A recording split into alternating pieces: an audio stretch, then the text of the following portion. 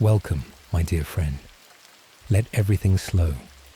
The story of Archaon the Everchosen, three-eyed king, lord of the end times, and supreme champion of chaos undivided, begins not in the chaos wastes, and not on a battlefield, but in a small fishing village on the coast of Nordland, during a night of fire and screaming, with a woman trying to save her family.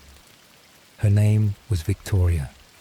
She lived in Hargendorf, a settlement of modest size on the Empire's northern shore, the kind of village that the broader history of the Warhammer world would have ignored entirely, if not for what happened there in 2390 IC. A Norse raiding party came. They burned what they found worth burning. They killed what they found worth killing. And Victoria, trapped and cornered, tried to distract a chaos marauder from the Varg tribes long enough for her family to escape.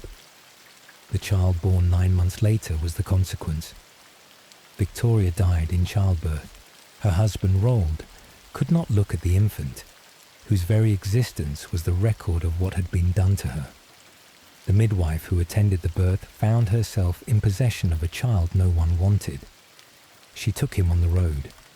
She left him on the steps of a church in the settlement of Eel Torf, in the shadow of the Order of the Twin-Tailed Orb, and walked away. The child lay there until the wolves found him.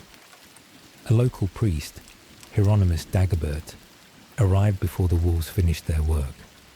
He drove them off. He carried the infant inside. He gave him a name, Diederick. And from that beginning, the man who would one day break the world received his first lesson about survival. That the path between existence and its absence was narrow, and that something had chosen to keep him on the living side of it. The priest warred. Dagobert raised Diederick in the faith of Sigmar, because that was the faith Dagobert served, and because there was no other framework available to a child raised by a Sigmarite priest in a Sigmarite church. The god of the Empire, the divine patron whose hammer was the symbol of human civilization's endurance against the forces of darkness and chaos and the numberless enemies that pressed against it from every direction. This was the faith Diederick absorbed through daily prayer and study, and the particular intensity of a child who had been given a home by the faith and understood, in the wordless way of children, that gratitude required commitment. He grew tall and strong, which the law notes with a casualness that understates what it meant. Diederick was not only capable, he was exceptional in the particular combination of physical capability and intellectual engagement that the best warriors of the Warhammer world produced. He studied, he trained, he understood what he was reading and thought about what he had understood. Dagobert, whose own gifts ran more toward scholarship than combat, recognized what he had on his hands and did what good teachers do when the student outgrows what the teacher can offer. He arranged for the boy to continue with someone more suited to train what Diederick was becoming. Sieur Kastner was a Templar Knight of Sigmar. He was also, in the law's blunt assessment, fat, intemperate, given to drink, and to the particular category of personal failings that come under the heading of womanizing, and more distinguished by his title than by the conduct the title implied. He was a Templar in the institutional sense, a holder of the rank, rather than an exemplar of its ideals. Diederick became his squire. The squire was better than the knight in every dimension that mattered. Kastner seems to have been aware of this, and not especially troubled by it. A man whose primary virtues are institutional rather than personal tends to be comfortable in the company of the more capable. Diederick trained under Kastner, served under Kastner, and learned the practical business of warfare under a man who had survived his various campaigns through the combination of decent instincts and good subordinates, rather than through any exceptional personal quality. Kastner died around 2406 IC, in the course of the military service the position required. He had many bastard children, a fact the law presents without surprise, and his wife had for years been using her husband's wealth to encourage the ambitions of these various children under the family name. Diederick, who had no family name of his own, presented himself at the Kastner estate as one of these children and was accepted as such. He became Diederick Kastner, the name of the knight whose service had trained him, taken through the specific social flexibility that institutional Warhammer aristocracy sometimes allowed, when the alternative was to acknowledge that the most promising young warrior in the household was a foundling left on a church step with no family at all. The Order of the Twin-Tailed Orb. As Diederick Kastner, he joined the knightly order dedicated to Sigmar, rose through its ranks, and became, by the middle of the 2400s, one of the Empire's more distinguished Templars. The lore describes him as a devout warrior and a gifted scholar. The combination was not common. Most of the men who served in Sigmar's military orders were better at one than the other. Diederick was good at both and driven by both. The faith that Dagobert had instilled in him in childhood had not worn thin with adulthood, had not been replaced by the cynical transactionalism that sometimes develops when the religious enthusiasms of childhood encounter the complicated reality of adult institutional life. He believed the God he had been raised to serve was the God he served as a Templar, with the same sincerity that had made him a serious child and a more serious young man. He fought in Sigmar's name, and the fighting was real, and the enemies he fought were real. The Warhammer world's northern borders were not peaceful in 2406 IC, or in any year before or after it. Beastmen in the forests, Norse raiders on the coast, the scattered war bands of chaos that pressed constantly against the Empire's fringes, testing and probing and occasionally breaking through. A Templar of genuine capability and commitment had no shortage of work. In the service, he earned the kind of reputation that genuine skill and genuine faith produce. Not the reputation of politics, not the reputation of being well connected or well liked in the right circles, but the reputation of someone who did what the work required and was acknowledged for it by the people who understood what doing that work required. He had no idea what was coming. The faith was intact. The service was ongoing. The name Kastner sat comfortably on a man who had worked for it and claimed it honestly enough, within the particular elastic ethics of his world's social conventions. He was, by every visible measure, what he appeared to be, a devout warrior of Sigmar in the middle of a productive career. The book had not yet been found. Be'lakor's 6 Interventions. This part of the story requires a step backward into the invisible architecture of Diederick's life up to this point, because the visible story, the foundling raised by a priest who became a Templar, is not the complete account of how the man survived to adulthood.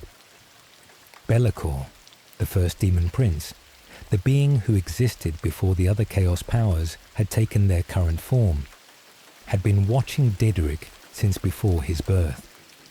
The demon prince had been cultivating the line that would produce him. He had, by his own account to those who would later encounter him, interceded in the path of Diederick's existence no fewer than 6 times to prevent the natural process of the world from eliminating him before he could serve his purpose. 6 times Diederick should have died and did not.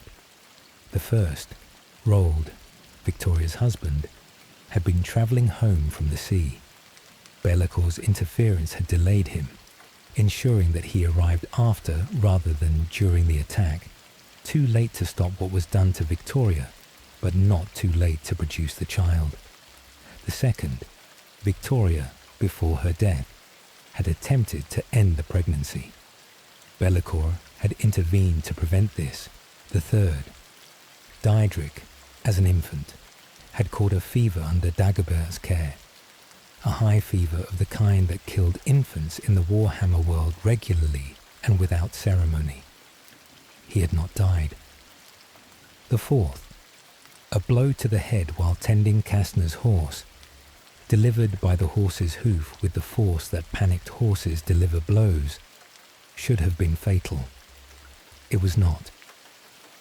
The fifth, a warpstone sliver had entered Diederick's skull at some point in his early years, a fragment of the corrupting material that was the physical residue of chaos in the world. A priestess of Shalia, the goddess of healing, had attempted to remove it. The attempt had been unsuccessful. Diederick had survived both the sliver and the removal attempt. The sixth, a rope, on a night when the weight of what was coming had become briefly too much to carry. Be'lakor had wanted a vessel, and had built one across years of quiet intervention. The demon prince, who would later be required to anoint the man as Everchosen, had invested himself in ensuring that the man survived long enough to be anointed. The irony was complete and characteristic of chaos. The being who had worked hardest to produce Archaon would be the one most diminished by his creation. Giselle and the rescue. The event that began the visible portion of Diederick's fall happened in 2420 Annecy, in the province of Hochland, on a road where a young novice nun was being attacked by beastmen. Her name was Giselle. She was a servant of Shalia, the goddess whose priestess had failed to remove the warpstone from Diederick's skull years earlier. She was on the road alone, or with insufficient protection, when the beastmen found her. Diederick arrived, drove the beastmen off, and took Giselle under his protection. The rescue was the most natural thing in the world for a Templar of his commitment and capability, a servant of a recognized goddess, in danger from the creatures that every agent of order in the Warhammer world was sworn to oppose. He did what his training and his faith required him to do. Giselle was not only a rescued nun, she would become the person who stood beside Diederick through what followed, the only continuous human presence in the arc of his transformation, the witness to his fall who understood what was being lost because she had known what it was before the losing. The rescue in Hochland was the first act of a relationship that would run through the entire catastrophe of what Diederick Kastner became. At the moment of the rescue, he did not know this. He knew that a young woman was in danger, and that he had the capacity to address the danger, and that his faith required him to act on that capacity. He acted. The road continued. The two of them rode on together into whatever was next. What was next was the book. Sleep well. Tomorrow, a manuscript surfaces that should have stayed buried, and a Templar of Sigmar discovers that the life he has been living was not the life that was planned for him. The battle in Hochland had not gone cleanly. Diederick Kastner and his apprentice had broken the beastman camp. They had freed the captives. They had killed the shaman and the Doombull and the warriors who stood between them and the people being held. The victory was real, and the cost was real, the way costs always present themselves at the end of a fight that was won rather than survived. Wounds distributed across the body in proportion to how hard the work had been. One of these was different.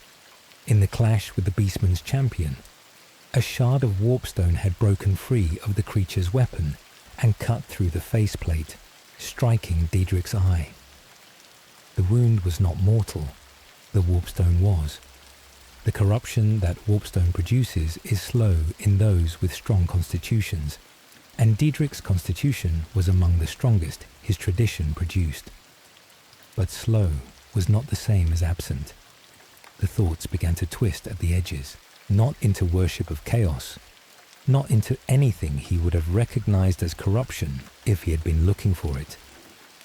into something more subtle, into the particular cognitive pressure that warpstone exerts on the minds of people who carry it, the difficulty of finding the clean line between what was known and what was feared.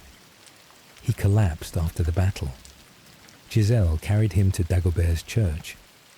When he was capable of hearing it, she told him what she had been carrying. Why a novice nun had been on a road in Hochland without adequate protection. Why the beastmen had been hunting her specifically, or in a direction that had made her capture inevitable. She was the last guardian of a convent's vault. The Liber Caelestior. The convent of Caelestior had been destroyed. The Order of Caelestior, goddess of peace and mercy, had been the custodians of certain texts that the broader institutions of the empire's religious establishment had determined were too dangerous to read, but too important to destroy.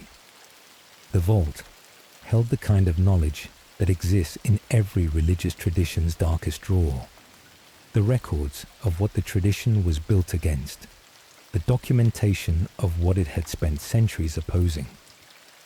Among these texts was the Liber Caelestior, the Celestine Book of Divination, written by Battista Gaspar Necrodomo, a Chilean astromancer from Remus known to posterity as Necrodomo the Insane. He had read the stars. He had tracked their positions across years of observation and plotted what those positions implied about times to come. He had written it down with the particular precision of someone who believed he had seen something that had to be recorded, even if the recording was itself dangerous. The Grand Theogonist had forbidden his priest to read it. The book described the end times in the specific sense, not a vague cultural anxiety about the world's eventual destruction, but a detailed account of the conditions under which the world would be destroyed, and the figure who would destroy it. The Everchosen of chaos, the champion chosen by all four dark gods together, born of the blood of both North and South, who would gather the six treasures and raise the greatest army chaos had ever assembled, and drive it south to the world's end. Giselle had been fleeing with the vault's contents. She had not escaped. The beastmen had run her down before she reached safety, and Diederick had arrived at the worst possible time to rescue her from people who were hunting something he was about to become. He read it. The warpstone was already working at the edges of his thinking, already producing the subtle cognitive pressure that made certain thoughts more accessible than they would otherwise have been. He sat with the book, and he read the prophecy, and what the prophecy described was him. Every marker, every sign. The parentage, the heritage of North and South meeting in a single bloodline. The foundling's beginning, the priestly upbringing, the knightly service, the name he would take, the treasures he would seek, the campaign that would follow, the end of the world he had spent his career defending. All of it pointed at him. He held the book and understood that the life he had been living had been preparation for a destiny he would not have chosen. The four responses. He had four responses in sequence, each one the logical production of the previous one's failure. The first was denial. The prophecy described him, but prophecies were the output of lunatics and heretics, and Necrodomo's designation as the insane was not an accident of history. The Liber Caelestior was in the vault of a Caelian convent, because the empire's religious establishment had decided it was too dangerous to circulate, not because it was too accurate. The man who read a prophecy and believed it applied to him was a man who wanted to believe it applied to him, for reasons that the text itself could not establish. But the markers were too specific, and the warpstone in his eye did not allow the denial to hold comfortably. The second response was authority. He reported the book to his superiors. He turned over what he had found and the prophecy it contained. and the identity it described, putting the problem in the hands of the institution that existed to manage problems of this kind. A Templar who discovered something dangerous reported it through the proper channels. The proper channels could determine whether the prophecy was credible and what to do about it. His superiors sent a death squad. The response was not what he had expected, but it was comprehensible in retrospect. The Grand Theogonist had forbidden the book to be read. If the book had been read and its contents had identified a specific living person as the Everchosen, the institutional response to that discovery was not support for the person identified. It was the elimination of the person identified, on the theory that a prophecy that named a specific man could be falsified by removing the man from the equation. He survived the death squad. The swords of chaos arrived. The warriors of chaos who had been moving toward him in the way that the great enemies of civilization moved toward their own instruments, and the death squad was dealt with in the specific way that a group of professional killers deals with another group of professional killers when one side has the element of surprise and the other side is already focused on a different target. Diederick, saved from Sigmar's assassins by agents of the power he despised, found himself in the third response. The third response was despair. The institution had tried to kill him. The book had described him. The forces of chaos were converging on his position with the patience of something that had been waiting for this moment. The man who had spent his life in genuine service to a faith that had now sent armed knights to murder him had nowhere obvious to turn. He attempted what he had once attempted before. In the previous intervention Be'lakor had arranged without Diederick's knowledge. The demon prince, who had shaped the conditions of his life across decades to prevent him from dying, inconveniently intervened once more, for the sixth and final time. He lived. Altdorf and the golden statue. The fourth response was the one that defined everything that followed. He travelled to Altdorf, to the holy temple of Sigmar, the largest and most important religious site in the empire. He was already condemned by his order, already the subject of an assassination order, already carrying the warpstone corruption and the prophecy's claim on his future. He knelt before the golden statue of Sigmar and he begged. The law preserves this moment with unusual care, because it is the moment where everything the story is about converges into a single image. A man who had believed in Sigmar with the sincerity of someone who owed the faith his life and his name and everything that had made him who he was, kneeling in front of the embodiment of that faith, in the moment of his greatest need, asking for something to hold on to. He begged for a sign, for anything that might indicate that what the prophecy described was not what was going to happen. For the presence of the god, he had served to make itself known in the presence of the servant who needed it most. One account of this moment has Sigmar speaking. Archaon said, "To think, they believed that you could save them." Sigmar replied, with sadness rather than cold indifference, "To think, I once thought you might do that yourself.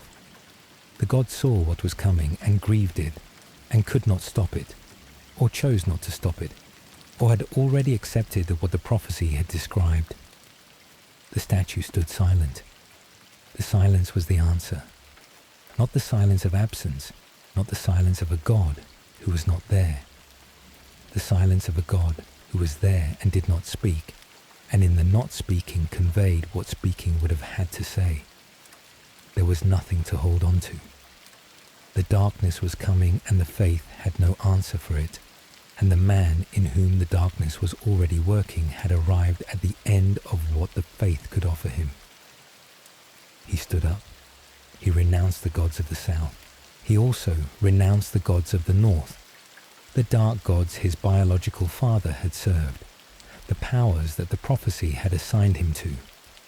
He accepted what the prophecy described not as a gift, but as a sentence, the cruelest possible response to the cruelty the fates had arranged for him.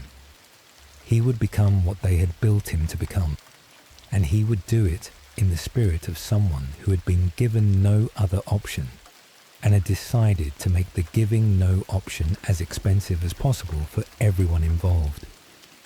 The Templar who had walked into the temple walked out as something else. The name and the family. He killed them. Whatever family connections remained from the Kastner name and the social arrangements that had produced it, whatever household had given him the name he had been using for years, he went through them. The law presents this act without elaboration. He hunted them down and killed them. This is worth sitting with for a moment, rather than moving past. The man who had been Diederick Kastner had built his identity on a foundation of borrowed connections. The Kastner name, the order, the faith. He stripped them all in sequence. The faith was stripped in the temple. The order had already stripped itself by sending the death squad. The name was stripped at the source. He took a new name, Archaon, the name from the prophecy, the name that Necrodomo the Insane had written down in the Liber Caelestior for the champion who would end the world, the name that had been waiting for the man who had been avoiding it his whole life. He turned north, the Chaos Wastes, the vast frozen territories beyond the Empire's northern borders, where the Chaos powers were most concentrated and where those who had abandoned the world of order went to offer themselves to what waited there. He had made his choice. He was going to the place where the choice could be formalized. The Swords of Chaos rode with him. The warriors who had arrived to prevent the death squad from eliminating him had stayed. They had been moving toward him for years, converging on the instrument of the power they served. And now they accompanied the instrument toward the territory where his purpose would begin. Archaon rode north and did not look back. Sleep well. Tomorrow, the first of the 6 treasures awaits, and the century of wandering begins. He rode north into the Chaos Wastes and did not turn back. The Chaos Wastes are the territory beyond the old world's civilized borders, where the barrier between material reality and the realm of chaos is thin enough to be felt, not as theology, but as physical pressure. The air is different, the sky is different, the shapes of things are different, including the shapes of the creatures that live there, which have been altered by prolonged proximity to the powers that the waste channel. It is not a place that the old world's peoples enter unless they intend something very specific. Archaon entered with very specific intentions. He went to offer himself to the Chaos Gods, not as a supplicant asking for power, not in the spirit of the desperate conversion that the Dark Gods received from people fleeing something worse. He offered himself as an instrument. The distinction is important, because it was the distinction around which his entire relationship to the powers he served would be built. An instrument is a thing that is used. It does not love what uses it. It does not serve out of devotion or gratitude or faith. It performs its function, and the function is the entirety of what it is for, without any residue of relationship. Archaon had renounced faith. The weapon that faith represented had been turned on him. He was not going to make the same mistake with the new powers. He was not going to believe in them. He was going to be useful to them in the precise way that the prophecy had described, and they were going to extend his life and grant him the 6 treasures in return, and the exchange would be professional rather than devotional. The Chaos Gods accepted. The lifespan they extended would allow him to spend the next century on the quest the prophecy required. The century of the quest. The 6 treasures were not in one place. They were distributed across the world, each one held in a location that made its retrieval an ordeal. The mark of chaos, the blessing of all four powers combined into a single gift, was at the altar of true darkness in Naggaroth. The armour of Morcar was in a tomb in a land where the sun and moon had never shone. The eye of Shirian was in the hoard of a chaos dragon. The steed of the apocalypse was in the menagerie of a demon prince in the realm of chaos itself. The slayer of kings was in the hands of a champion who would not surrender it without a fight. The crown of domination was in the first shrine to chaos, and the search for it would take longer than the other 5 combined. He worked through them. With the swords of chaos, the warband that had ridden north with him, he covered the distances the quest required across the years the extended lifespan made available. The old world and the seas beyond it, and the territories that the maps of civilized nations did not record. He fought. He bled. He recovered in ways that ordinary mortals did not recover, the Chaos patrons maintaining the instrument they had invested in. He also did not pretend to enjoy the service. The consistent character note the lore preserves across the century of the quest is that Archaon treated the Chaos gods with the same contempt he extended to the gods of the south. He used them. He was not grateful. He did not worship. The mark burned on his forehead, and the power it carried was real, and he directed it against whatever the current obstacle was, and the gratitude that the dark gods might have expected from their champion was absent, replaced by the same cold utility that he brought to every other aspect of what he was doing. The Chaos gods, for their part, found this acceptable. A weapon that does not love its wielder still cuts. The altar of true darkness. Naggaroth, the land of the dark elves, far to the west across the Sea of Chaos, where the Druchi maintained their cold, brutal civilization in the shadow of mountains and hatred. Archaon did not go to Naggaroth for the dark elves. He went for something older than they were, a structure that predated their presence in the land and that their settlement had not disturbed, because the thing the structure contained was not something that the dark elves, who had their own proud tradition of cruelty and power, chose to approach. The citadel of the altar of true darkness rose above the surrounding terrain to a height that the lore describes as appearing to pierce Moreslib itself. The chaos moon, the greenish light in the night sky that waxed and waned in patterns that the Order's priests watched with anxious attention. A citadel tall enough to reach the moon, occupied by the creatures that such places produce, misshapen, albino, centuries-old things that had been living in the darkness of the structure since before any record of them began. The swords of chaos rode with him to the citadel's base and stopped there. This part, Archaon entered alone. He went in without a light.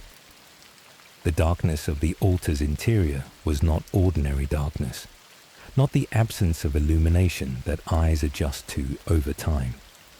It was the particular quality of darkness that the chaos powers produce when they concentrated in it intentionally. A darkness that had texture and weight, that pressed against the skin and the mind at once. The things that lived in it moved through it by instinct, having never known anything else. Archaon moved through it by skill. He killed for hours. The lore is specific about the physical consequence. His right arm grew numb, then swollen, then powerless from the carnage. He was covered in what the carnage produces. He kept moving. He found the altar at the citadel's pinnacle, when only his left arm was functional and the right was no longer capable of holding a weapon. He offered the hearts of the things he had killed at the altar. The sacrifice was accepted. He reconsecrated the altar to the gods of chaos in the blood of the creatures that had been defiling it.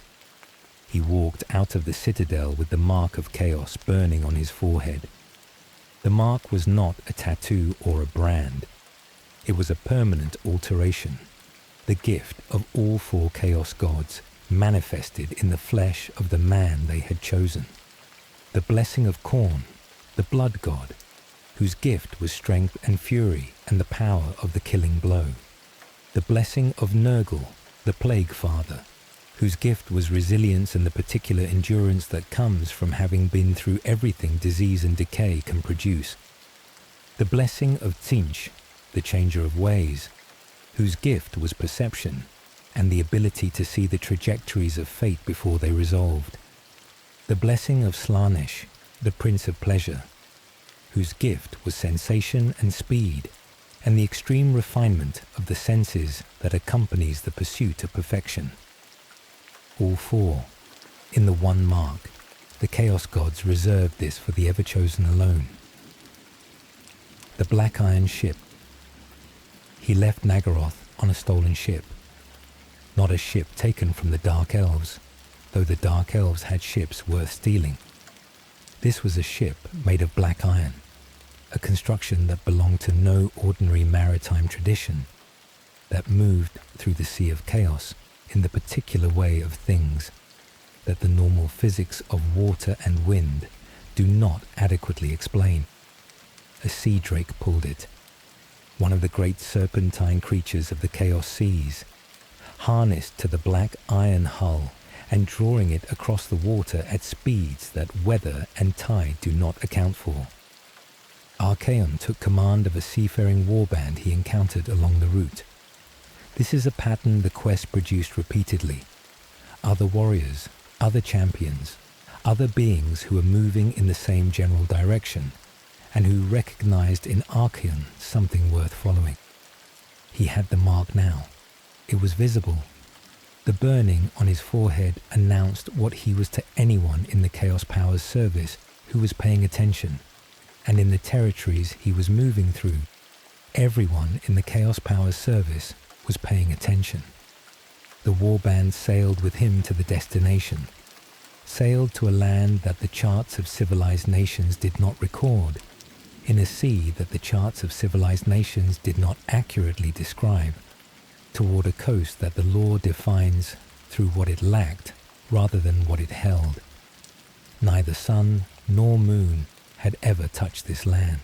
The sky above it was a permanent overcast, not the grey of ordinary cloud cover, but the solid absence of light that the Chaos Powers sometimes produced in territories they had claimed. A city stood there. The inhabitants were savage half-humans, the particular category of creature that prolonged chaos exposure produces in populations that never had any protection from it. They had been there for a very long time. He fought them for 6 days and 6 nights. The warband with him fought alongside him. At the end of the 6th night, the city was destroyed. The tomb of Morcar. Inside the ruined city, beneath it, the tomb was found.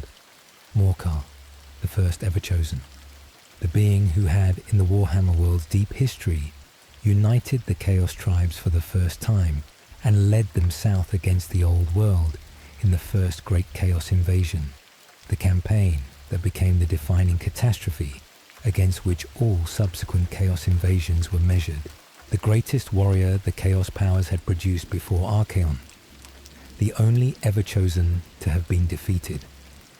Sigmar defeated him, the founding god of the Empire, the man who had become a god through the axe that produced the institution Archaon had served until his faith was destroyed, had been the one who had stopped Morcar's invasion. In single combat, the only time in the history of Chaos invasions that the Everchosen had been met by a single opponent capable of bringing him down. The armour Morcar had worn when he fell to Sigmar was in the tomb. Jet black, enormous, built at a scale that accommodated the first Everchosen stature, rather than ordinary human dimensions. Inscribed with runes of warding and malice that had been accumulating power across the centuries since Morcar wore it. Virtually invulnerable to any weapon a mortal hand could wield, or an immortal hand could wield, because the Chaos Powers had made it for the being they had chosen to carry their purposes against a world that was trying to survive them. Archaon took it. He put on the armour that Sigmar had stood over after defeating its previous wearer. The armour that had survived the founding of the Empire and the death of the god who had been wearing it. He wore the inheritance of Morcar the Uniter, on a body that had been born to end the world, that Morcar had come close to ending 13 Everchosen ago. He sailed back from the land where the sun never shone. The second treasure was his. 4 remained. Sleep well. Tomorrow a dragon is swallowed whole, and what lives inside a dragon's belly is not what you would expect to find there. He had the mark burning on his forehead, eternal and unresting, the blessing of all 4 chaos gods compressed into a single gift. He had the armour of Morcar on his body, jet black and virtually indestructible, the inheritance of the first Everchosen in the material form that armour takes when the chaos powers have worked on it for centuries. He had the swords of chaos riding with him, the warband that had accompanied him since he turned north from Altdorf, augmented now by the warriors who had attached themselves to the mark's visible authority in the territories he had passed through. He had 2 of 6 treasures. The century was not young anymore. Archaon had been moving through the world for decades on the extended lifespan the chaos gods had granted him, covering the distances the quest required, fighting whatever stood between him and the next destination. He did not rest long in any place. A man on a contract does not rest until the contract is complete, and the contract in this case was the oldest and largest and most consequential in history. The next destination was the Cliff of Beasts. The Cliff of Beasts and the Dragon. Flamefang. The name that the world's Chaos Dragon community, to the extent that such a community can be said to have established reputations for its members, had assigned to the creature that lived at the base of the Cliff of Beasts. A massive dragon, old in the way that the oldest chaos creatures are old, not in years alone but in layers of chaos exposure, each generation of mutation built on the last. The creature becoming over centuries something that the original animal it began as would not recognize. Flamefang's horde was extensive, as the hordes of ancient chaos dragons tend to be. Objects of power accumulate around such creatures, not because they seek them out with the deliberate strategy of a sapient collector, but because the world distributes its most dangerous objects into the proximity of the most dangerous creatures. The Eye of Shirian had been in Flamefang's horde for longer than most of the Swords of Chaos had been alive. The eye was a crystal orb, its interior the peculiar colour of a sky that has never been natural in the ordinary sense, the particular shade that chaos produces in materials it has altered over a long period.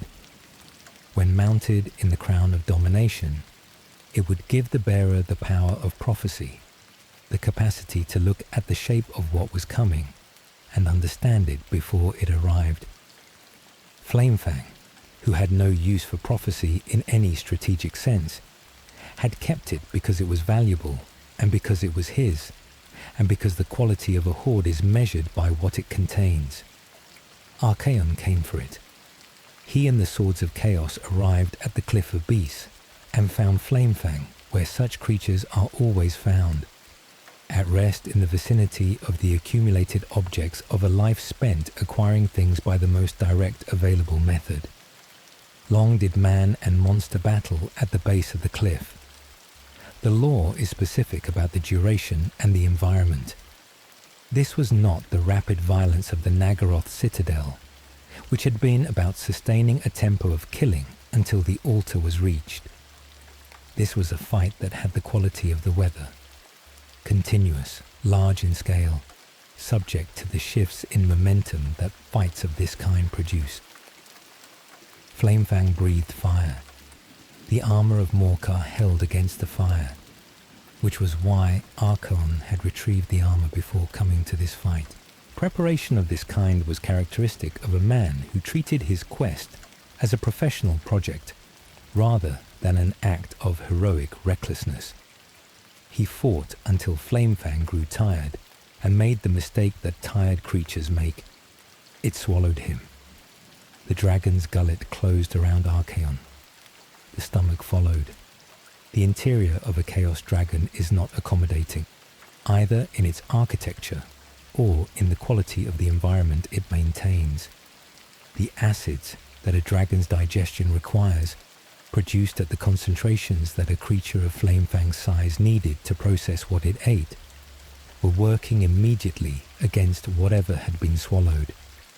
The armour of Morcar held against the acid, against the constriction, against the dark and the movement and the particular quality of being inside a living thing that is trying to end you through biology, rather than violence. The first Everchosen's inheritance had been built to survive precisely this, the kinds of situations where the ordinary physics of a body's defensive limits are tested past what ordinary armour could sustain. Archaon hacked. The lore describes him cutting his way out with the ferocity of a flesh hound, which is a specific reference to the most relentless of Khorne's demon servants, creatures whose pursuit does not stop regardless of what stands between them and their objective. He hacked at the interior of Flamefang's throat from within, not with the measured efficiency of a swordsman working in good conditions, but with the sustained violence of someone who has one goal and will maintain the effort until the goal is achieved, or he is consumed. Flamefang died of exhaustion and blood loss. The distinction is worth noting. Not killed in a single decisive blow, not defeated in the dramatic fashion that stories tend to prefer. Worn down. The dragon's resources ran out before Archaon's did. Archaon cut his way out through the dying throat and emerged. He plucked the Eye of Shirian from its position in Flamefang's innards, where the horde had partially migrated over the creature's long digestive history, and hung it around his neck. 3 treasures remained. The Eye. The Eye of Shirian was not a passive object.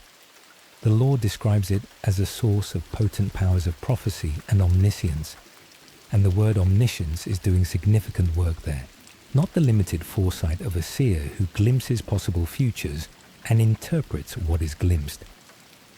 Omniscience. The kind of knowing that does not require interpretation, because it encompasses what is. Archaon wore it at his neck for the remaining decades of the quest. The Eye was not yet in the crown of domination, where its power would reach its true expression. It was something he carried, the object he had come out of a dragon's belly to retrieve, a weight of compressed perception around his neck, while he worked through the next challenges. What he saw through it across those years, the lore does not itemize. The Eye saw trajectories, the shapes of things before they arrived, the patterns of outcome that the present moment was already producing. Archaon, who had spent his knightly years developing the tactical intelligence of a Templar, now had the capacity to see the field of the world at a scale that knightly intelligence did not accommodate. He used it as he used everything else, as a tool. The Eye of Shirian was not an object to be grateful for. It was a resource the quest had required, and the quest had produced. He moved on. The Gates of Chaos. The 4th treasure was in the realm of chaos itself. The realm of chaos is not a place the old world's geography records. It exists alongside the material world rather than within it, the territory of the chaos gods themselves, the space where the substance of corruption is most concentrated, and where the rules of the material world operate only at the sufferance of the powers that govern the realm. Champions of chaos sometimes entered it. They did not often leave, because the realm of chaos produces what the realm of chaos produces, and survival in it required the kind of preparation and the kind of presence that most mortals, however favoured by the dark gods, could not sustain. The demon prince Agramon kept his court at the gates of chaos, the point where the realm and the material world were closest. His palace was extensive, as the courts of demon princes tend to be, vast, built in the aesthetic that the chaos powers express through material form, filled with the creatures that serve such a being. His menagerie was the point. Agramon kept the most remarkable beasts of the chaos wastes and the realm of chaos in his collection, and among them was the steed that Archaon had come to take, Dorgar. The creature had 4 names that the lore preserves. Dorgar was what Archaon would call it. Gershishvak and Irontali were names it had carried before, in earlier relationships with the powers that had handled it. The steed of the apocalypse was what it was in relation to what it was for. The mount of the Everchosen, the animal that the prophecy had assigned to the champion who would end the world. Agramon had not been keeping it with any intention of surrendering it. Inside the menagerie, Archaon fought his way to the palace walls and found a way inside that did not require fighting through the full extent of Agramon's demon retinue. The palace housed every beast imaginable, and some that are not. The menagerie was the largest collection of chaos creatures in the realm, and moving through it was its own kind of ordeal. Not the straightforward violence of the Nagaroth citadel, or the sustained combat of the Cliff of Beasts, but the more careful navigation of a place where everything present was capable of killing him, and where detection meant a fight he had not chosen. He found a place to conceal himself. The lore preserves a specific image. Archaon hiding beneath a creature that was part man, part mammoth, and part insect, using its vast body as cover in the way that a soldier uses available terrain, waiting for the movement of the menagerie's other occupants to clear a path forward. The Everchosen, the man who would become the supreme champion of the 4 chaos gods, lay beneath a mammoth man-insect hybrid and waited. The sulphurous stench led him to Dorgar. The creature exuded it, the particular quality of brimstone that the most powerful infernal beings produce, a smell that had saturated the section of the menagerie it occupied and that was distinctive enough to track without sight. Archaon moved through the menagerie following the smell, past the other inhabitants, past the guards that Agramon had placed to protect what he valued, until he found the stall or the enclosure where the steed of the apocalypse was kept. He vaulted onto its back. What happened next was the test that the quest had been building toward in ways that the fight with Flamefang had not been. Flamefang had been a physical ordeal. This was a contest of will. Dorgar changed shape the moment Archaon landed on it. The form that the creature had been maintaining, whatever it chose to present in Agramon's menagerie, ceased, and what replaced it was the full expression of what the steed of the apocalypse was.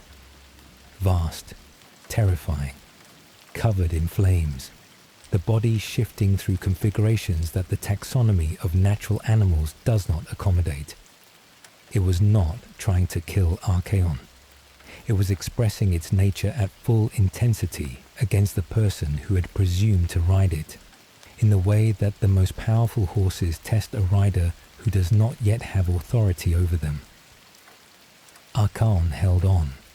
He rode the creature through its full expression of what it was, through the shape changes and the flames and the violence of its resistance, and he did not come off.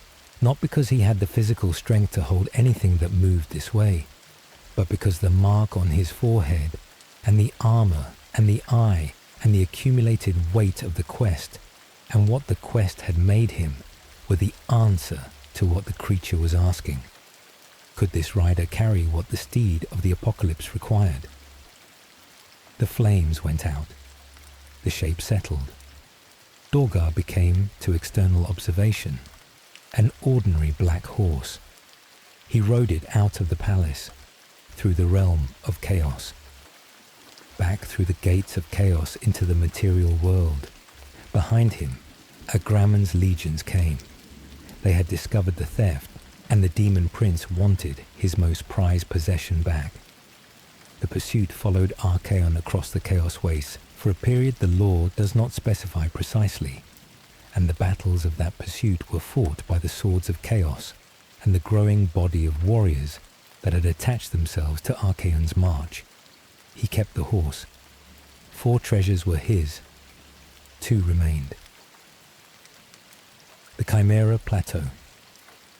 The Slayer of Kings was at the top of the world, near the northern polar gate, at the height of the Chimera Plateau. The blade had belonged to Vangel, the second Everchosen, who had done something to it that the lore presents without extensive explanation, because the act itself was the explanation.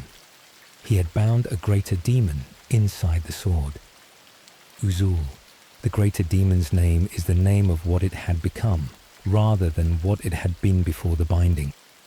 A being of immense power, reduced to inhabiting a blade, unable to act except when the blade was drawn and permitted to act, existing for millennia in the constraint of a weapon's form, with nothing to do but feel the constraint and the frustration the constraint produced. The millennia of imprisonment had driven it insane with rage and fury. Krakenrock the Black held it. The father of the dragon ogre race, the ancient Shaggoth, whose age made the oldest Chaos dragons seem young in comparison, had the Slayer of Kings in his horde. Krakenrock was so large that Archaon and the Swords of Chaos, arriving at the Chimera Plateau after defeating the chimeras that guarded the lower passes, stood at the plateau's summit and looked at what they had taken for a mountain. The mountain breathed. It was Krakenrock's body. The creature was so vast that its resting form was geographically significant, a landscape that moved when the creature shifted in sleep, that produced earthquakes in the lands below when its weight redistributed, that the approaching army had registered as terrain rather than as a living thing until the terrain made clear what it was. The Slayer of Kings was somewhere in the horde that surrounded and partially covered this animal. Finding it without waking Krakenrock, extracting it from the horde, leaving without provoking the earthquake that would follow if the creature woke altogether. This was a problem the direct approach of the previous quests could not address. Archaon had companions by this point who could address specific aspects of what the Chimera Plateau required. Prince Ograx the Great, the most powerful of his travelling companions, a beast fiend of Khorne, whose strength was exceptional even by the standards of the creatures that Khorne tended to produce, was capable of something that the situation required. Krakenrock's talon was the gate. The sword was under it, or reachable from beneath it, accessible only to someone who could lift the claw of the largest dragon ogre that had ever existed high enough to create a gap. Ograx lifted it. Archaon retrieved the blade. The demon inside felt the change of hands and responded. Uzul, who had been waiting in the sword through millennia of imprisonment, and who had accumulated nothing but rage across all those years, shrieked, not metaphorically, with a volume that the lore describes as deafening, a sound produced by a greater demon, expressing its full fury through the limited medium of a weapon's material form. The sound was the problem. Krakenrock was sleeping, and the sound would wake it, and the waking would produce consequences that the Swords of Chaos and Prince Ograx and Archaon himself could not survive. He had moments, not long ones. He drove the Slayer of Kings into Prince Ograx's chest. The blade required blood of sufficient quality to satisfy Uzul's rage, blood of sufficient significance to give the demon something to consume that would quiet it long enough for the sword to be sheathed. Ograx the Great, the beast fiend of Khorne, companion of the quest, the creature whose strength had made the retrieval of the sword possible. His blood was royal blood, the blood of a chieftain, the specific quality the sword needed. Uzul drank. The shrieking stopped. Archaon sheathed the blade. Krakenrock settled back into sleep. The earthquakes had been minor ones, the kind of Warhammer world that sat on the unstable foundations that chaos proximity produces, absorbed as background noise. The swords of chaos descended from the plateau to the cheers of the army that had gathered below, the warriors who had watched the summit for what felt like a very long time. Archaon carried the Slayer of Kings, the sword that contained a greater demon, driven insane by millennia of waiting. The weapon whose power he could unleash in battle, knowing that once Uzul was released, it would cut through whatever was in front of it, and could not be rebound until its fury was spent, and that it did not distinguish between enemies and companions once it was free. He carried it anyway. A man who had built his existence on the principle that the instruments he used were not required to be trustworthy, only useful, found the unreliable demon sword an entirely natural addition to his arsenal. 5 treasures. 1 remained. Sleep well. Tomorrow the crown waits at the top of an icy mountain, and the first demon prince stands ready to anoint what he spent the whole story trying to prevent. Decades passed between the Slayer of Kings and the last treasure. This is worth sitting with for a moment. The other 5 treasures, distributed as they were across the old world and the chaos wastes and the realm of chaos itself, had been found and claimed across the long span of the quest. Each one had required a specific destination, a specific ordeal, a specific act of violence or endurance or cunning. They had been difficult. They had taken years. But they had been findable. Places on the map, creatures with known lairs, locations that the quest's own momentum had led him toward. The crown of domination was different. Decades after finding the Slayer of Kings, Archaon still had no clue as to the crown's whereabouts. The ancient battle helm that had once held the Eye of Shirian before the Eye and the crown were separated by the long history of chaos, the symbol of the Everchosen's authority that had been worn by every Everchosen since Morcar the Uniter, had been lost to history in the period since Morcar's defeat. It had been sitting somewhere in the world for centuries, and the world had not seen fit to make its location obvious. The quest was stalling. After a century of motion, of continuous progress toward the completion of what the prophecy had described, the Everchosen was in the particular position of someone who had done everything correctly and arrived at the final obstacle without a map. Be'lakor revealed the location. The first Demon Prince's intervention here was not generosity. Be'lakor had been planning for longer than Archaon had been alive, longer than the Kastner bloodline had existed, longer than the empire that Diederick had served had been an institution. His plan for Archaon's body had been in development since the interventions that had kept the boy alive across the 6 death attempts of his childhood and youth. The crown's location was information Be'lakor was sharing, because sharing it served his purposes, not because he had decided to cooperate with the champion he had spent decades cultivating. His plan, as the law preserves it, was to let Archaon find the crown and then steal it. If Be'lakor could obtain the crown of domination for himself, he could complete the coronation with himself as both performer and recipient, claiming the title that the Chaos Gods had determined he could never hold. He would tell Archaon where the crown was. Archaon would fight his way to it. Be'lakor would be there at the end to take it. The plan fell apart. The reasons the law preserves for this fall in the category of Be'lakor's particular curse, which is the curse of the being who is powerful enough to arrange events and not powerful enough to control their outcomes, he told Archaon. He led him to the mountain, and at the end of the process, the crown went where the prophecy had always said it would go. The World's Edge Mountains.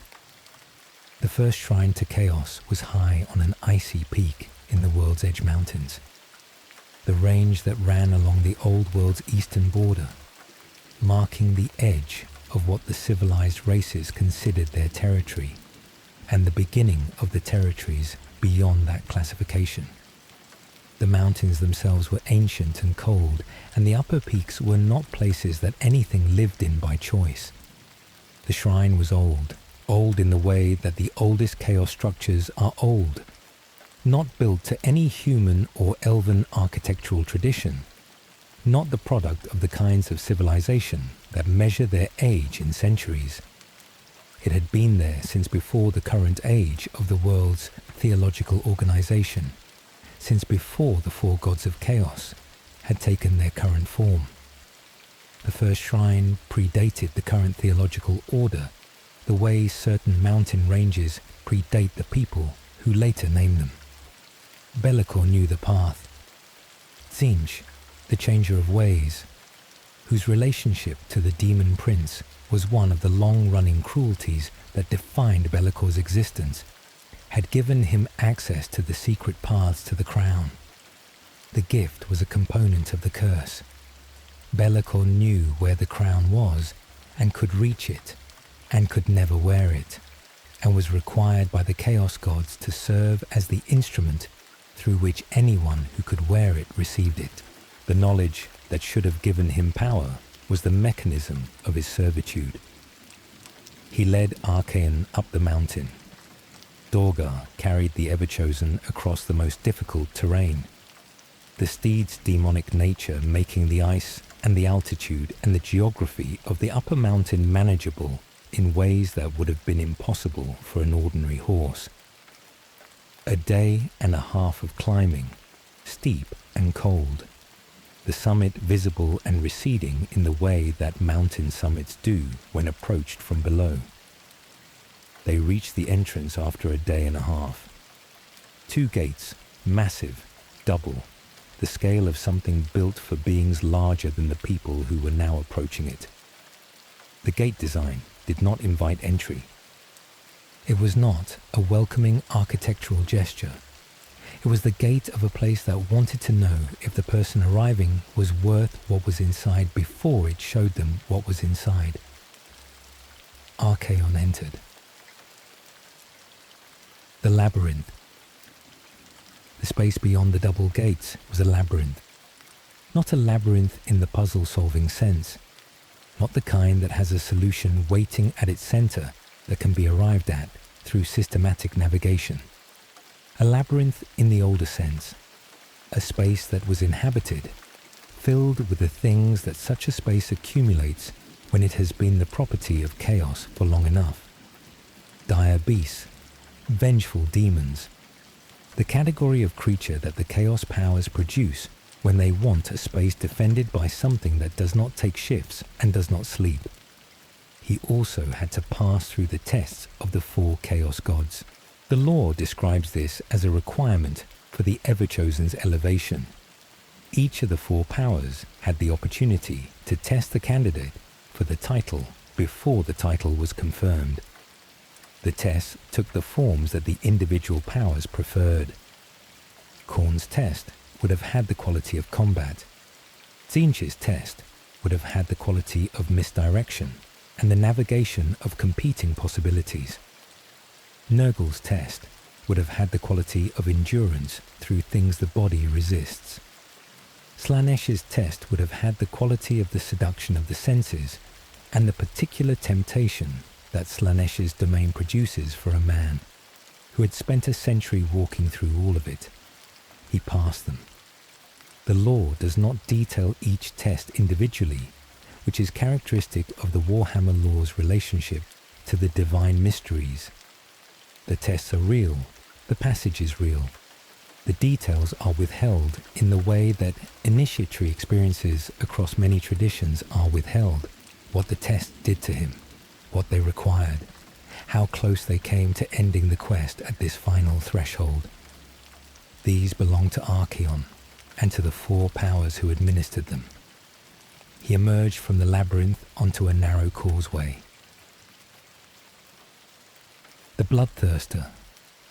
The causeway was surrounded by hellfire.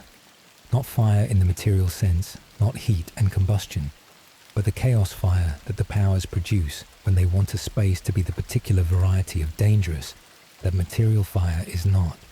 It scorched his skin. It burnt away his hair.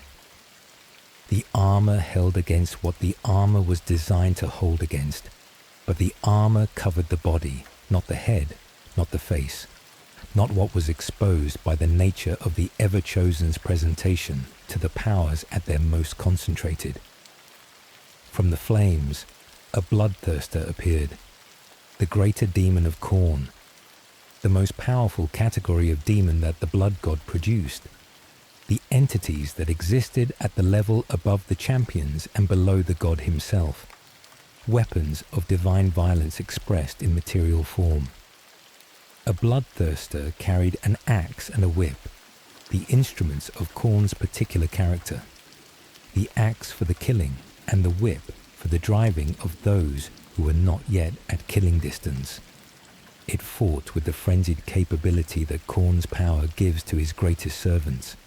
Not tactics, not strategy, but the absolute application of force at the maximum available intensity. Archaon drew strength from the Slayer of Kings, the demon bound in the sword, Uzul, whose millennia of imprisoned fury was a resource Archaon could draw on in the moments when what his own body could provide was not enough, contributed to what came next.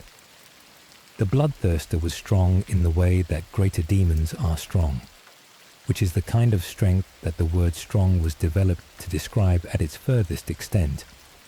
He wrestled the Bloodthirster's weapons away from it, the axe, then the whip. The sequence the law describes is specific. He disarmed the greater demon, which required getting past the axe and the whip in the particular confined space of a causeway, surrounded by hellfire, and then used what he had taken to finish what the disarming had started. He strangled the Bloodthirster with its own whip. The hellfire died away. The law places this image with the economy of a text that knows it does not need to add emphasis.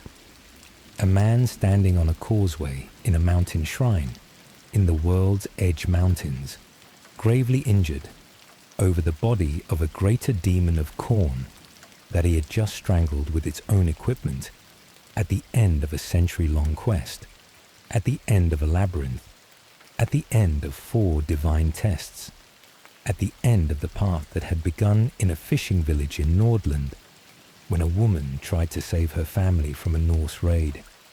He walked into the shrine. The withered corpse on the throne. The shrine was simple.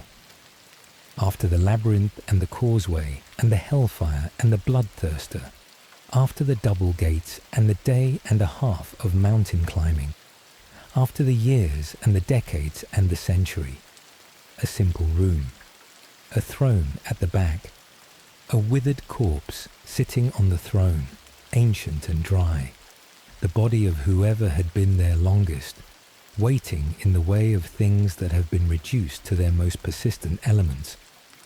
On the withered skull sat the crown of domination. 8 points, the law notes, black and gold, small enough to fit beneath the armor of Morkar's helm when worn together, which was how Morkar had worn them during his campaign, which was how Archaon would wear them when his own campaign began. The space in the crown where the eye of Shirian had originally rested was empty, the socket that had once held the eye waiting for the eye's return. He took it from the skull. The moment he touched it, his wounds began to heal. The injuries the Bloodthirster had produced, the damage that the hellfire and the labyrinth and the tests had accumulated across the crown's final approaches. They closed. His body, which had been carrying the accumulated cost of the last stage of the quest, responded to the crown the way that the body responds to the thing it was built for. The crown was for the Everchosen. Archaon was the Everchosen. The healing was the confirmation expressed through physiology. Power coursed through him in the way that the lore describes the great chaos artifacts producing power in their designated bearers, not the abstract sense of capability that comes from possessing a dangerous object, but the specific physical reality of what happens when an ancient thing of power meets the person for whom it was intended. He raised the crown to the heavens. Over a century of searching, 100 years and more of the quest that the prophecy had described, and that he had undertaken not in faith but in fury, not in devotion but in the cold application of a man who had been given no other option and had decided to complete the contract with the same professional commitment he had brought to the service of Sigmar. The Liber Caelestior's prophecy had described him. He had refused it, been refused by his faith, been hunted by his order, and in time accepted it as the mechanism of his revenge on the fates that had arranged everything. He was the Everchosen. He had the proof in his hands. He needed one more thing. Be'lakor and the Dark Coronation. The coronation of the Everchosen required a specific officiant. Not any chaos champion, not any demon, not any priest of the dark powers who might be found in the territories where Archaon had spent his century. The coronation required Be'lakor, the first demon prince, the being who existed before the four gods had taken their current form, and who had been given the role of harbinger, the one who crowns the Everchosen. This was Tzeentch's curse. Be'lakor had been the most powerful being in the chaos tradition before the four gods organized it, the first demon, the original expression of what chaos could produce in concentrated form. He had overreached. The gods had punished him by removing his physical form and by assigning him to the role he would occupy for the rest of his existence, the one who crowns but can never be crowned, the one who places on another's head the symbol of the highest authority, while being constitutionally prevented from ever wearing that symbol himself. Be'lakor had planned around this. His plan for Archaon had been decades in the making, designed to produce a champion powerful enough to bring about the next age of chaos, and then vulnerable enough for Be'lakor to take possession of. 100 years of cultivation, the 6 interventions that had kept Diederick alive, the guidance toward the crown's location. The plan was to steal the crown before the coronation. If Be'lakor had the crown, Be'lakor could perform the coronation with himself as the recipient. It had not worked. The details of why are bound up in the particular nature of Be'lakor's curse. Tzeentch had given him access to the crown's location, which was also the leash that prevented him from using that access for his own purposes. The Changer of Ways does not give gifts without costs built into the gift. Be'lakor had been outmaneuvered by the divine architecture of his own role. He descended. The lore uses the image of a dark angel, Be'lakor coming down from wherever he had been watching, filling the role he was required to fill, rage and hatred burning in him, as they always burned when the role required this of him. He knelt before Archaon, the being who had worked for decades to create the instrument of Chaos's final victory, who had intended to claim that instrument for himself, who had watched the centuries-long accumulation of everything the Warhammer world called evil converge on the moment where it was seated in a specific mortal body. He knelt before that body, and he crowned it. The coronation gave Archaon something the individual treasures had not provided: the ability to see into the hearts and thoughts of all who served under his banner, to know who was loyal and who was conspiring, to understand the motivations of his armies and his champions and the vast host that was forming around him in the chaos wastes. each element of that host serving its own purposes, while Archaon's purposes ran above them all. The crown made him the lord of what he was leading, rather than its most powerful member alone. Be'lakor had made this possible. He had ensured Archaon's survival across 6 attempts by the world to end him early. He had led him to the crown. He had crowned him. The instrument he had built to serve his purposes had become the Everchosen, and the Everchosen was not Be'lakor's to use.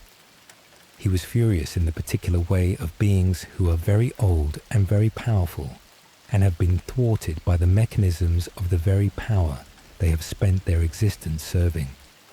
He took his place among Archaon's forces with the fury still intact, as he had taken his place with the fury intact for every Everchosen before this one, because the curse did not expire at the coronation. It never expired. The army at the roof of the world. Archaon descended from the world's edge mountains as the Everchosen of Chaos Undivided. The title carried the full weight of what a century had built, the mark on his forehead, the armour of the first Everchosen on his body, the Eye of Shirian, now in its proper place, mounted in the crown of domination's socket, its power expressed through the crown's architecture, rather than worn separately. The slayer of kings at his side, Uzul contained for the moment, Dorgar beneath him, carrying the Everchosen across terrain that weather and geography could not obstruct. He mustered. The Chaos Wastes had been filling with warriors for longer than the quest had been running. Champions and warbands and tribes and the various categories of servant that the Chaos Powers assembled when they were building toward something. They had been converging on the north, drawn by the mark and the rumour of the mark, and by the particular instinct that Chaos warriors develop for proximity to the concentrated force of the powers they serve.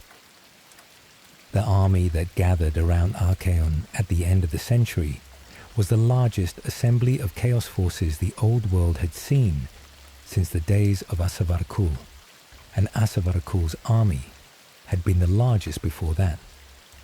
Kul had been defeated. Kul's campaign had been the last great Chaos invasion before this one. The Swords of Chaos, the warband that had ridden north with Archaon from Altdorf, occupied their position in the hierarchy as his personal guard, the veterans who had survived the entire century of the quest. Around them, the champions who had attached themselves to the quest across its various stages, the warriors who had recognized in the mark and the armor and the eye the signs that the prophecy had promised, the tribes from across the Chaos Wastes who had been building toward this alignment for generations. Vardek Krom, his herald, would lead the eastern arm of the advance. Archaon would lead the center from the north. The Empire lay ahead, the institution that had been built on the defeat of Morkar, and had been maintained across the centuries by the continued willingness of the people who lived in it to defend what Sigmar had founded. Diederick Kastner had served that institution with genuine faith. Archaon intended to end it. Sleep well. Tomorrow the march south begins. The flame at Middenheim waits, and the first of the great campaigns produces outcomes that will shape everything that follows. The army that Archaon had assembled in the Chaos Wastes was the largest concentration of Chaos forces the old world had seen since the time of Asavar-Kul, and Kul's army had been the largest before that. The distinction between those two invasions, the thing that made the record worth noting, was that Kul had lost. Magnus the Pious had turned the Great War against Chaos. The Empire had held. The Chaos forces had been driven back. No Everchosen had crossed the mountains in force since then. 2 centuries had passed. The Empire had rebuilt. The provinces had recovered. The religious and military institutions that defended the south had convinced themselves in the way that institutions convince themselves when the threat has been absent long enough, that what had been survived once could be survived again if it came back. In the summer of 2522 IC, it came back. The march south was not a single thrust. It was designed as a coordinated movement on multiple axes, because a man who had spent a century studying the military history of every previous Chaos invasion and identifying why they had failed was not going to replicate the approaches that had been defeated. Archaon led the central advance from the north, through Kislev, and into the Empire's northern provinces. His herald, Vardek Krom, commanded the eastern arm, moving over the world's edge mountains to apply pressure from a different direction at the same time. The plan was to take Middenheim, not because Middenheim was the Empire's greatest city, not because it was the most powerful military objective available, because of what was inside it, the eternal flame of Ulrich, Bahani, the temple and the flame. Ulrich was the warrior god of the old world, the deity whose cult predated Sigmar's and whose territory was the Northern Empire and the fierce warrior cultures that the northern climate and the northern threats had produced over centuries. Sigmar's own tradition had always had a complicated relationship to Ulrich's. Both were gods of the Empire's peoples. Both were associated with martial virtue and the protection of civilization against what pressed on it from outside. But they competed for the same human hearts, and the relationship between their institutions had not always been friendly. The eternal flame burned in the temple of Ulrich, at the center of Middenheim. It had been burning since before the current age. The flame was Ulrich's presence in the material world, the physical expression of a god's continued investment in the civilization that worshipped him. It could not be extinguished by ordinary means, because a divine flame is not maintained by fuel or oxygen in the way that ordinary fire is maintained. It burned because the god willed it to burn. Archaon intended to corrupt it. The specific act the Storm of Chaos was directed toward was not a matter of taking Middenheim militarily alone. It was entering the temple of Ulrich and defiling the eternal flame with his own corrupted essence, extinguishing it, killing Ulrich's presence in the material world, and with that killing ushering in what the prophecy had described as the end times. The goal was theological as much as military. Archaon had renounced the gods of the south. He had not renounced the principle of what gods represented, or the possibility of killing one. The man who had knelt before the golden statue of Sigmar and received silence was now proposing to answer that silence by removing one of the gods that silence had been given in place of. Volkmar the Grim, the grand theogonist of Sigmar's cult, understood the threat before most of the Empire's military leadership did. Volkmar the Grim, the religious head of the most powerful theological institution in the Empire, recognized in the scale of what was coming something that exceeded the normal category of chaos incursion. He led an army north to meet Archaon in Kislev. He did not know enough. The intelligence that Volkmar had about the scale of the invasion was accurate as far as it went. The intelligence he lacked was about the nature of what was leading it, a chaos invasion that had been building for a century, directed by the Everchosen himself, equipped with the 6 treasures, was not something that a grand theogonist with an imperial army could address through the same approaches that had worked against the scattered warbands and the occasional ambitious chaos champion. Archaon killed him with a single blow from the Slayer of Kings. Uzul, the greater demon bound inside the sword, was unleashed for the moment the killing required. The grand theogonist of Sigmar fell to the demon sword in a manner that the law records without ceremony. 1 blow, 1 death.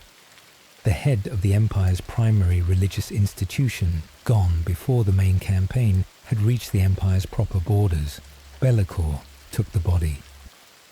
The first demon prince who was accompanying Archaon's advance in the role that his curse required him to fill, claimed Vogmar's physical form after the Theogonist's death and used it for his own purposes. The stringing of Vogmar's revived form to Be'lakor's banner was the image the campaign produced of what happened when the head of Sigmar's church encountered the first demon prince in battle. The northern provinces burned. Ostran, Hochland, Middenland. The regions that lay between the Chaos Wastes and the Imperial Heartland were ravaged across the campaign's advance. The cities that could be taken were taken. The populations that fled moved south toward whatever safety Middenheim and the Empire's interior could offer. The scale of the destruction was the demonstration that the previous 2 centuries of relative peace had produced a generation of defenders who had not encountered what an Everchosen at full capability could bring to bear on the civilization it had decided to end. Karte, Valten, and the response of the Empire. The response the Empire assembled against the storm of chaos was larger and more coordinated than any previous response to a chaos invasion, because what was coming was larger and more coordinated than any previous chaos invasion. The Conclave of Light brought together not only the Empire's own military and religious resources, but the High Elves and the Dwarves, the elder races whose own survival was entangled with the old world's continued existence. But the response also produced an internal crisis that complicated the military coordination. Luther Huss, a fanatical priest of Sigmar, had discovered a young man in the countryside whose physical characteristics were impossible to dismiss. Tall, blonde, powerfully built, bearing a birthmark in the shape of the twin-tailed comet that was Sigmar's symbol, capable of acts of strength and martial skill that exceeded what ordinary mortals could produce. Huss proclaimed him the reincarnation of Sigmar. The young man's name was Valten. He had grown up in a village, had defended that village against a beastman attack with his father's smithy hammers, had killed the Beast Lord in single combat with no formal military training. He bore Sigmar's mark on his skin and Sigmar's stature on his body and Sigmar's presence in his bearing. And the fanatical Huss was not the only one who looked at him and thought of the founding god. Karl Franz, the emperor, was placed in a position that required him to be both devout and politically astute. Accepting Huss's proclamation would make Valten the emperor, fragmenting the imperial hierarchy at the worst possible moment. Rejecting it would break the religious unity that the Empire needed to face what was coming. Karl Franz found the path between the two. He proclaimed Valten the spiritual heir of Sigmar and gave him Gal Maraz, the hammer of Sigmar, as the symbol of that status. The authority remained Karl Franz's. The symbol went to the man who bore the god's mark. Valten received Gal Maraz and marched toward Middenheim with it, carrying the hammer that had been used to defeat Morkar the Uniter in the first Chaos invasion, heading toward the Everchosen, who wore the armor Morkar had worn when he died. The two instruments of the gods were converging on the same city. The Siege of Middenheim. Middenheim was built on the Fauschlag, a massive isolated rock pillar that rose hundreds of feet from the surrounding forest floor. There was one road up, a series of switchbacks carved into the rock's face, defended at every level. The city at the top was not impossible to take, but it was the kind of position that turned every tactical advantage an attacking force might possess into a logistical problem. You could not march your army straight to the walls. You had to bring it up the rock, one approach at a time. Archaon besieged it. The Chaos forces pressed against the Fauschlag's defenses with the weight that an army of this size could bring to bear. The Islings and the other Norse tribes who formed the core of his infantry assaulted the ramparts. The Chaos siege equipment, the towers and the rams, and the category of weapon that Chaos craftsmen produce when they want to bring down a wall, worked at the rock's base. The eternal flame guttered. In the storm of Chaos's narrative, the siege's pressure and the death that was being done around the temple of Ulrich produced what divine flames produce when the god they represent is under sustained assault. The flame weakened. The people of Middenheim watched the sacred fire lose the quality that had made it sacred.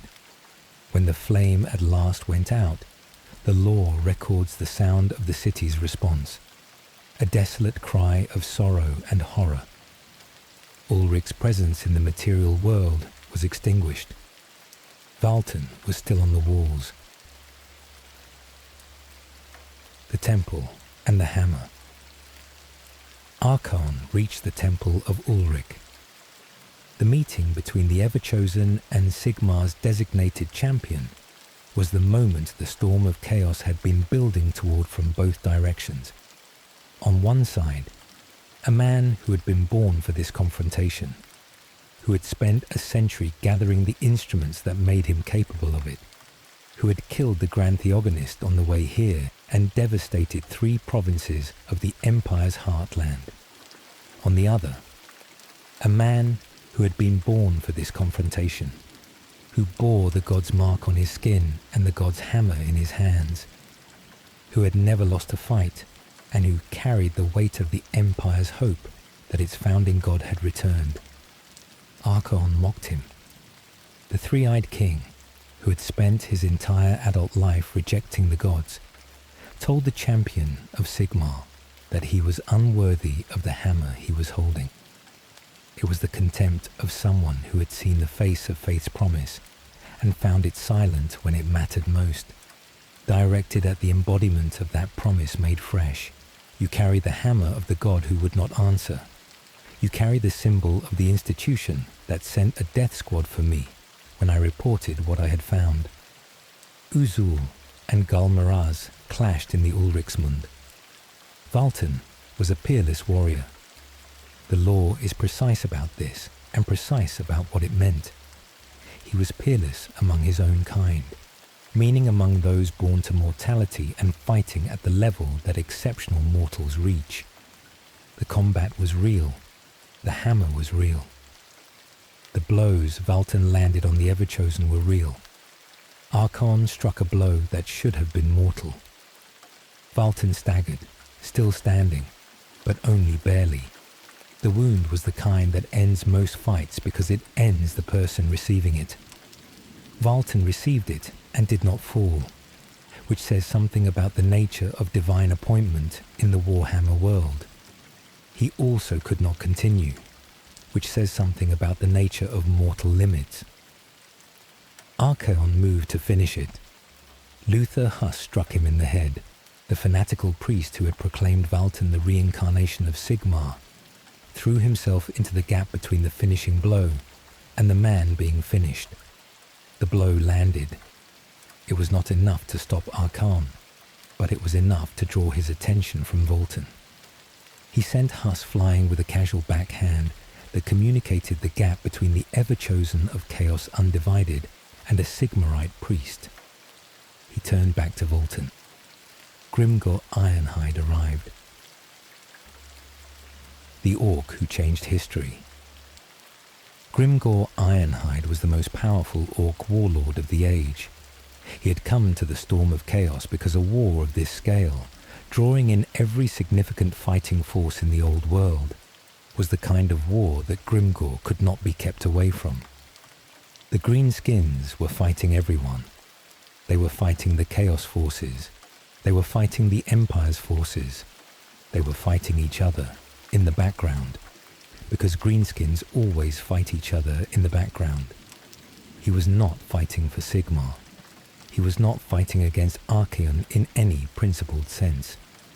He was fighting because Archaon was the biggest and the best and the one that made the most sense to hit. which is the closest thing to strategic reasoning that the orc warfare tradition produces when it is functioning at its most sophisticated.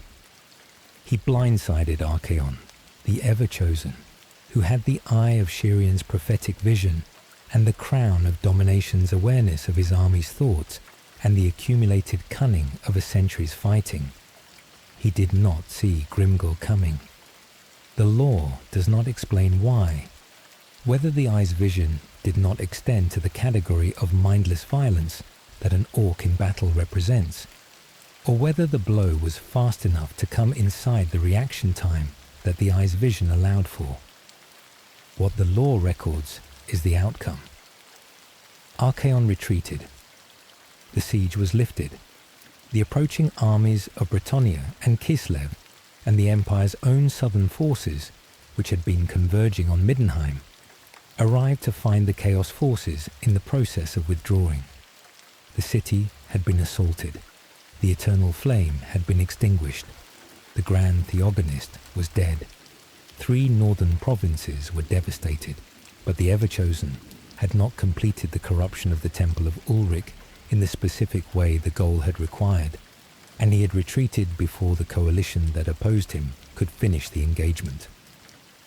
The storm of chaos ended in what the Empire called a victory, and what Archaon treated as an inconvenience. Valten disappeared from the records after Middenheim. He survived the temple. He did not survive what came after, killed in the aftermath of the campaign by a Skaven Vermin Lord's attack in the chaos of the withdrawal. The hammer of Sigmar passed back to Karl Franz. The spiritual heir's brief tenure was over. What the Storm of Chaos was. The Storm of Chaos was, in the lore's retrospective assessment, a rehearsal, not Archaon's. The campaign had not been a test run for anything. It had been a genuine attempt to achieve a specific goal, and the goal had not been achieved. The eternal flame was extinguished, but Archaon had been driven from the temple before the corruption was complete. The 3 provinces were devastated, but the Empire was not broken. Middenheim had not fallen. The end times the campaign was supposed to initiate had not come. It was also, in the broader lore's handling, a campaign that produced a kind of canonical complexity. The Storm of Chaos had originally been run as a global living campaign, a real-world event in which Warhammer players around the world had fought battles, and their outcomes had been tallied to determine what happened in the fiction. The forces of order had prevailed in the aggregate of those results. Archaon had retreated. Later editions of the Warhammer lore treated this outcome with varying degrees of acknowledgement. The end times narrative, which came later and whose purpose was to end the old world for good, did not foreground the Storm of Chaos as a prior chapter. The campaign was there in the timeline. What it had produced was not the end but a precondition. The damage to the Northern Empire, the death of Volkmar, the extinguishing of Ulrich's flame, the demonstration that the Everchosen's army could reach Middenheim. All of it was the preparation for what came next. Archaon did not retire after the retreat from Middenheim. He did not conclude that the prophecy had been wrong, or that the goal was impossible, or that the coalition that had driven him back was too strong to break. He had one data point more than he had before the storm: the specific shape of the old world's defense, the alliances it could assemble, the champion it could produce, the conditions under which that champion could be stopped. He went north. He waited. He planned. The end times would not be stopped by an orc warlord's blindside hit. The end times would be built on a broader base of destruction, with the contributions of every power in the world that wanted the old world to end. Nagash, the Skaven, the Dark Elves, the forces that had spent as long as Archaon had building toward the same conclusion from different directions.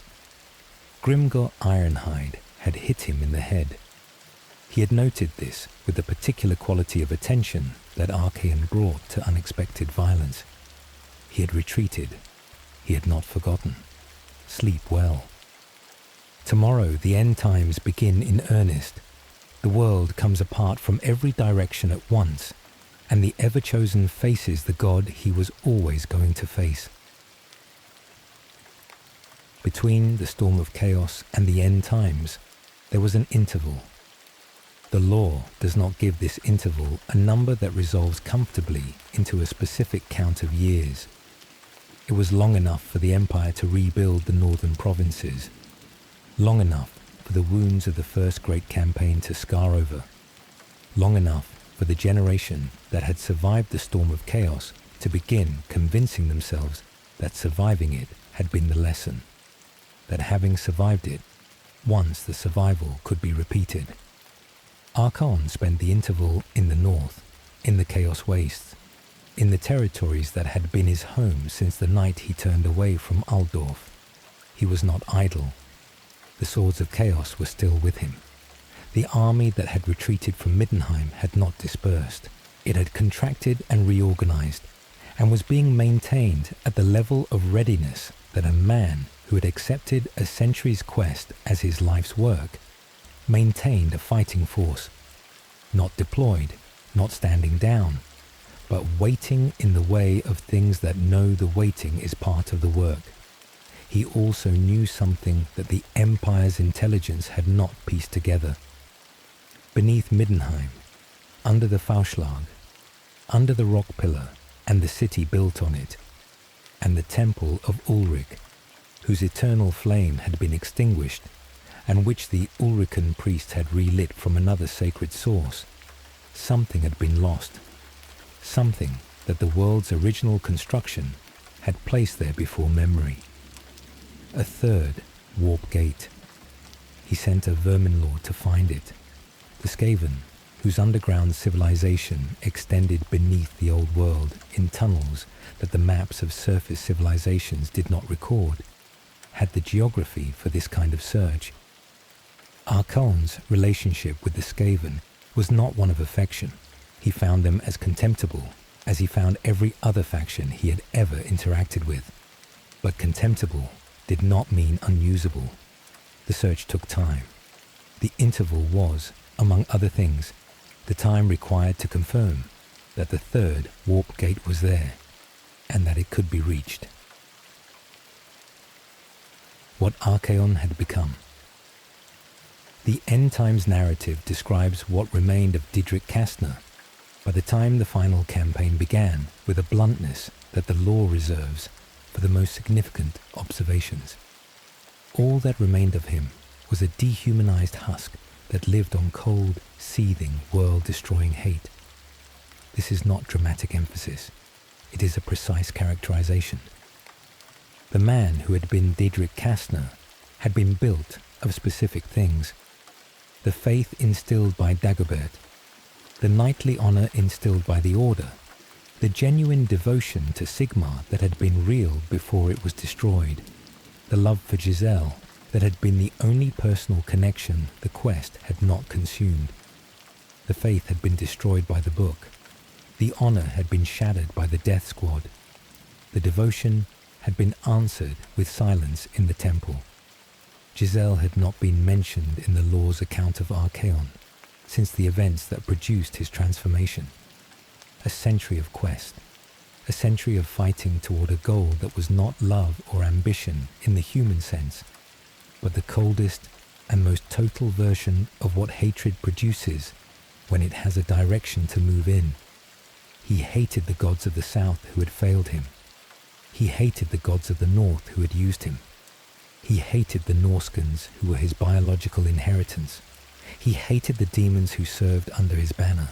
He hated everything, which meant the world-destroying hatred was directed at all of it without exception.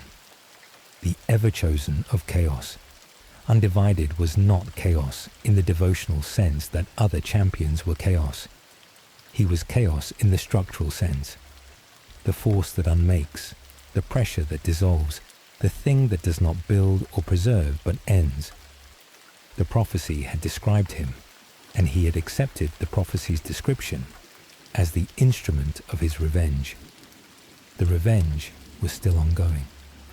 The end times were the completion of it. The world at the end. The end times were not Archaon's campaign alone.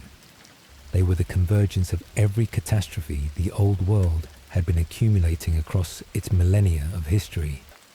Multiple endings arriving at the same moment and interacting with each other in the way that simultaneous catastrophes interact when no single stabilizing force is strong enough to address all of them at once. Nagash, the supreme lord of the undead, whose own timeline the Midnight Law Channel has traced in its full arc, had returned. His great ritual, the culmination of thousands of years of building toward total dominion over all death, had been attempted and had partially succeeded, and had changed the old world's relationship to death in ways that weakened the barriers that had kept chaos contained. Nagash and Archaon were not allies in any formal sense. They were forces working toward different versions of the same outcome, the end of the world as it had been. The Skaven. Beneath the world's surface, the Ratmen civilization had been building toward their own version of the apocalypse. Their most significant act in the end times was the destruction of Lustria, the continent of the lizard men, achieved by exploding Morslib, the Chaos Moon, using the Grey Seer's most devastating weapon. The explosion of the Chaos Moon sent warpstone fragments raining across the world, causing devastation that compounded everything else. The Elven Civil War. The ancient conflict between the High Elves, the Dark Elves and the Wood Elves reached its resolution in the end times, with Malekith, the Witch King of the Dark Elves, revealed as the true heir of Inarion and crowned as the Phoenix King. This resolution came too late to prevent the damage the Civil War had done, and the elven populations who had been fighting each other were reduced and fragmented, even as the external threat grew. Archaon moved south into this. The old provinces of the north were still bearing the scars of the Storm of Chaos. The Glotkin, the Chaos Champions, who served as Nurgle's great weapon in the end times, had already devastated much of the Empire by the time Archaon's own campaign reached its final phase. Karl Franz, the Emperor who had outmaneuvered the Valten crisis during the Storm of Chaos and had managed the Empire's response with the political intelligence that distinguished him from his predecessors, met the Glotkin in battle. Otto Glot's scythe pierced Karl Franz's heart. The Emperor died. His body was kept functioning by what entered it in the moment of his death, but the soul that had been Karl Franz was gone. What the body subsequently contained was not Karl Franz. The significance of this would become clear at the end. Middenheim and the Third Gate. The final campaign came to Middenheim again, the city that Archaon had besieged during the Storm of Chaos, from which he had been driven by Grimgor Ironhide's interruption, was now the target of the End Times' concluding assault. Not because it was a military objective alone, because the third warp gate was beneath it. Archaon arrived with Commander of the Third Order, a bloodthirster of Khorne, whose power exceeded the greater demon he had strangled in the first shrine to Chaos. He came with Scar Bloodwrath and Valkyr the Bloody and Sylar Anfingrim, the champions whose capabilities had distinguished them in the century of campaigning. He came with the army that the End Times had built across all its preceding catastrophes, the forces that remained after everything else had been consumed. Averheim fell first. The city that had been a staging point for the Empire's resistance was taken in an assault that the law describes with the economy of a battle that was not close. Archaon cracked the defenses. The defenders retreated, fighting as they retreated, taking their toll. Karl Franz, whose body was still commanding the Empire's forces in the way that bodies commanded forces when what was animating them was committed to the defense, met Archaon in the city. The duel at Averheim was a preview. The two forces met across each other's weapons and tested the limits of what both could sustain. Karl Franz was not defeated. The engagement resolved into a withdrawal rather than a rout. But the direction of the campaign was clear. The forces of order that remained, the Empire's survivors and the Bretonnian Knights, and the alliance that was still holding together despite everything the end times had taken from it, fell back toward Middenheim. Archaon pursued. The Skaven tunnels beneath the Fauschlag were being used to dig toward the third gate. The Vermin Lord had found it. The construction that the world's original builders had placed under the Fauschlag was being accessed from below, while Archaon's forces pressed from above. Middenheim fell. The city that had stood through the storm of chaos, that had been defended at enormous cost, that had served as the symbol of the Empire's capacity to resist what was coming for it, was taken. The survivors escaped. Some of them carried Ulrich's flame out of the ruined temple in the only way a divine fire can be carried when its vessel has been destroyed within a person. A man named Wendell Volker carried a portion of the flame inside himself as he fled the city. The god's presence in the world was reduced to what a human body could contain. Archaon descended beneath Middenheim. The Incarnates and the Descent. The end times had produced, among its many complications, a new kind of power.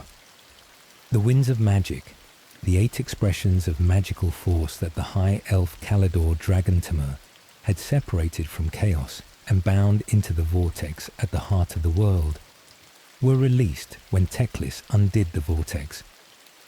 Each wind could bond with a living being, making them an incarnate, a mortal who carried one of the 8 magical essences in their body and could wield it at a scale that ordinary magic users could not approach. Archaon had encountered the incarnates before reaching Middenheim and had assessed them as the final form of what the old world could produce to oppose him. Several of the world's most powerful surviving figures had bonded with winds. Nagash with Shyish, death. Alariel with Giran, life. Malekith with Ulgu, shadow. Grimgor Ironhide with Gore, beasts. The Assembly of Incarnates was the old world's last coalition, formed at the moment when the alternative to coalition was individual extinction. Among them, at the last, was Sigmar. Or what was Sigmar? When Teclis undid the vortex, the wind of Azir, the wind of the heavens, was released. Sigmar Heldenhammer had been trapped in that wind since the day he surrendered Galmaraz to the dwarves and ascended from the mortal world. Tzeentch, whose relationship to the history of the old world ran deeper than most of its participants understood, had bound Sigmar's spirit in the vortex, ensuring that the founding god watched the centuries of his empire's struggle from a distance while being unable to intervene. When the vortex broke, the wind of Azir surged. It found the nearest available vessel, the dying body of Karl Franz, whose mortal soul had been taken by Ottoglot's scythe, was the vessel. Sigmar returned, not as an idea or a symbol, in the body of the emperor who had carried his legacy for a generation, wielding Galmaraz, the hammer that had killed Morkar the Uniter 10,000 years ago, the body that had commanded the Empire's armies in the storm of chaos, that had met Archaon at Averheim, was now animated by the being who had first given the Empire its name. He joined the Incarnates. Together, they broke through the barrier guarding the excavation pit. They fought through the Skaven armies in the tunnels beneath the Fauschlag. Grimgor was with them, the orc whose sole stated desire was to kill Archaon and prove himself the best. The same orc who had blindsided the Everchosen at Middenheim during the Storm of Chaos, and whose participation in the Incarnate's alliance was built entirely on that personal ambition. Archaon was below them, at the third warp gate. Two who were always going to meet. This was the confrontation that Archaon's entire arc had been building toward. The man who had been Diederick Kastner had knelt before the golden statue of Sigmar in the holy temple of Altdorf and begged for a sign. The statue had stood silent. In the silence, he had understood that he was alone with what the prophecy described, that the God he had served with genuine faith was not going to offer him a way out. He had renounced the South. He had taken the name from the prophecy. He had spent a century arming himself for the event the prophecy had described. The event had always included Sigmar, not the statue, not the institution, not the theology as it was administered by the Grand Theogonist and the Templar orders and the priests and the lay people who had built the Empire's religious life around a god none of them had ever encountered in person. The god, the person. Sigmar Heldenhammer, who had founded the Empire and had defeated Morcar, and had by doing so established the precedent that every subsequent Everchosen had been measured against. Now he was here, in the body of the Emperor, whose death had not stopped him. The Slayer of Kings and Galmaraz met at the third warp gate beneath Middenheim. The law does not give the fight a clean resolution. The end times were ending, in the specific sense that the world was being unmade. The third warp gate having been opened, the chaos powers flooding through the breach that the gate created, the old world's reality coming apart from a wound that could not be closed. What happened between Archaon and Sigmar in the tunnels beneath a city that was already falling was the last fight in a world that was already ending. Archaon had wanted to end the world in a specific way, as an act of revenge, an answer to what the fates had done to him, a completion of the prophecy that had been used against him. He had achieved it. The world was ending. The prophesied Everchosen had brought about the end times. The contract was complete. Whether Sigmar defeated him, or he defeated Sigmar, or the world ended before either of them was conclusively done with the other. The law holds this in the ambiguity that it reserves for the most significant endings. The old world died, not as a story device or a narrative convenience, as the literal consequence of the events that the end times had produced. The chaos powers consuming the material reality of the world of malice, the structures that had maintained the world's physical existence for millennia dissolving under the pressure of what had been loosed. Everything that had ever existed in the Warhammer fantasy universe was consumed. Everything except the things that survived to start again, somewhere else. The world that was not all that was. From the death of the world that was, the mortal realms were born. The survivors of the old world, those whose nature or whose actions had preserved them through the final dissolution, found themselves in a new cosmological arrangement. 8 realms of existence, each one corresponding to an aspect of being, each one a new world that could be built in and fought over and destroyed and built again. Archaon was among the survivors, the Everchosen who had achieved the end times, whose prophecy had described the destruction of one world, was now in the next one. The contract had been completed. The revenge had been taken. The world whose God had stood silent in the face of his servant's need had been unmade. None of this stopped him. The husk that lived on cold, seething, world-destroying hate had a new world to hate.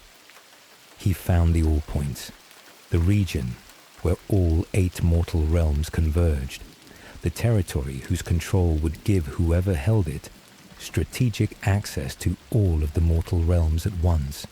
He took it. The Varanspire, the fortress he built there, became the seat of his power in the new cosmological order. He led the forces of chaos in the Age of Chaos, the period in which the mortal realms were overwhelmed by the chaos invasion that followed the Everchosen into the new worlds. He fought Sigmar again, one-on-one, in the Age of Chaos's opening period. This time, Archaon won. Sigmar retreated to Azir, the realm of the heavens, and sealed it. The God King, who had returned to fight the end times, was driven back by the man who had once begged in his temple for a sign. The door was closed. The Age of Chaos began. Sleep well. Tomorrow the final part. What Archaon's story is, what the cold hatred at the center of it means, and what a man who destroyed everything still has to do. Let everything slow. We have followed Archaon from the fishing village of Hargendorf, where a woman tried to save her family from a Norse raid, and a child was born from the worst of what the night produced. Through the church steps, and the wolves, and the priest, who named him Diederick. Through the squire's service, and the templar's oath, and the years of genuine faith in the god who had nothing to say when it mattered most. Through the book in the vault, the 4 responses, the golden statue's silence. Through the northern road and the century of the quest, and the 6 treasures claimed in 6 ordeals that escalated from darkness to dragon, to demon horse, to a mountain that was not a mountain. Through the coronation in fury, through the first great campaign and the orc who hit him in the head, through the end times, the world's destruction, the completion of the prophecy, into the mortal realms, and the fortress he built at the place where all of them meet. Now we sit with what remains. The All Points. The All Points, also called the 8 Points, is the sub-realm that exists as a nexus between the 8 mortal realms, where all 8 worlds are closest to each other, where the realm gates that connect the realms converge, where control of the space gives strategic access to every other realm at once. It is the most militarily significant territory in the mortal realm's cosmological geography, the location that every power with ambitions extending beyond a single realm would have to hold to extend those ambitions everywhere. Archaon took it.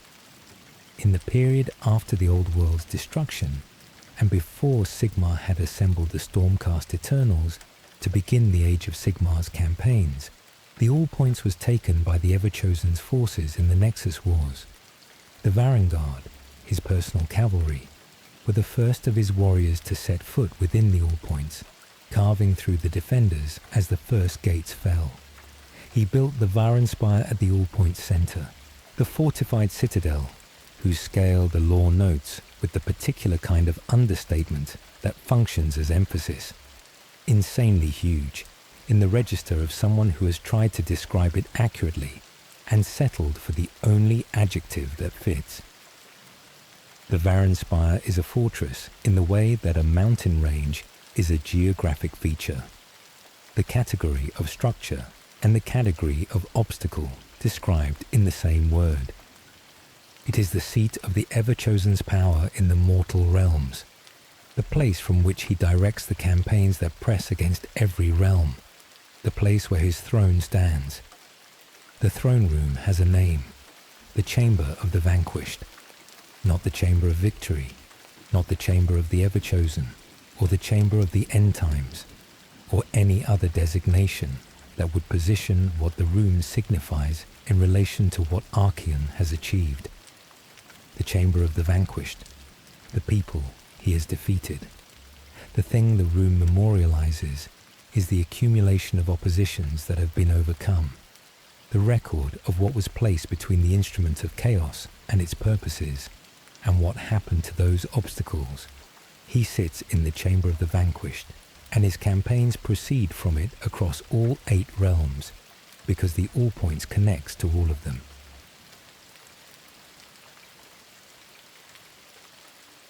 The Varangard.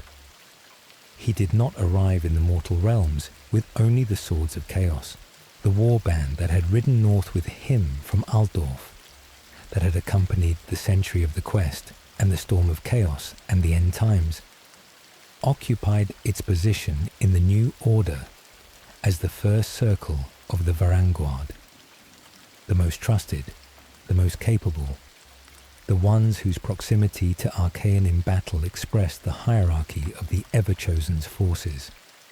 The Varangard are organized into 8 circles. Each circle is a distinct force with its own character and its own command, drawn from across the breadth of Chaos's various traditions. Howling berserkers of Khorne, devious changersons of Tzeentch, befouled plague knights of Nurgle, warriors of Slaanesh, warriors of Chaos undivided who serve Archaon himself rather than any individual god. The 8 circles represent the full range of what Chaos produces when it produces its most capable warriors, gathered under a single banner that does not belong to any individual Chaos god.